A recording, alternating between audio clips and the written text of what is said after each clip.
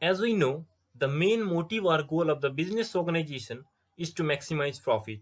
For this, during an accounting period, several transactions incurs in an organization. So, how these transactions are recorded? On which basis of accounting do they record? Either cash basis, accrual basis, or a hybrid basis. So, being a commerce or management student, you need to know the basis of accounting. So, in this video, I am going to describe these three bases of accounting in detail. Okay, I am Kiran Joshi. Watch the full video to understand it. If you are new to our YouTube channel, subscribe it and click on the bell icon to get my video first. Okay, let's enter in our interesting topic. Here is the first basis, that is cash basis of accounting. As the name itself clarifying that it will involve only those transactions that involves the cash. Understood or not? It means it records the revenue once the cash is received. Similarly, it records the expenses when the cash is paid. Are you getting me or not? Let's go in detail. If you provide the goods and services to customer, or if you do the credit sales, you will not record that transaction at that time. Rather, you will record it as the transactions once you get the cash or once you receive the cash from that sales. So, similarly, when you purchase the goods on credit from the creditors, at that time you will not record that transactions. Yes, same as the above, you will record that as the transactions once you paid the cash for it. Get the point or not? Hence, it records the transactions only if it involves the cash. One major thing is that it is based on the single entry system, not on the double entry. It is based on the single entry system.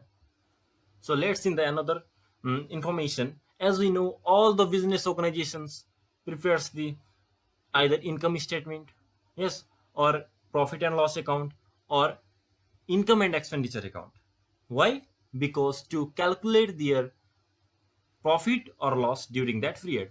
So, the companies or the organization using the cash basis of accounting, they use the income and expenditure account to calculate their profit or loss. They don't use the profit or loss account or the income statement.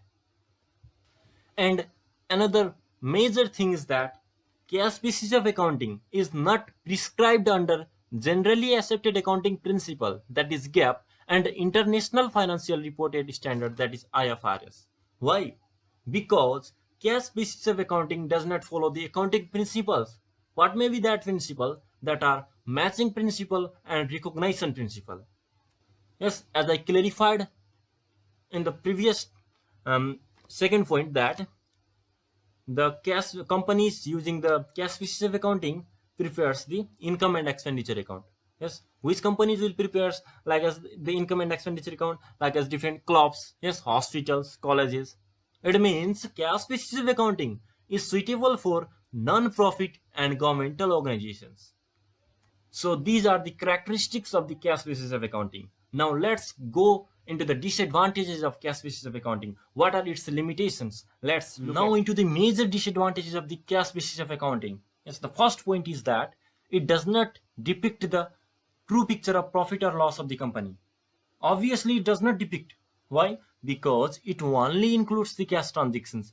But besides cash transactions, there are a lot of transactions that may incur in an organization, like as credit transactions, non-cash transactions like as depreciation and amortization, similarly different deferral and accrual items, and so on.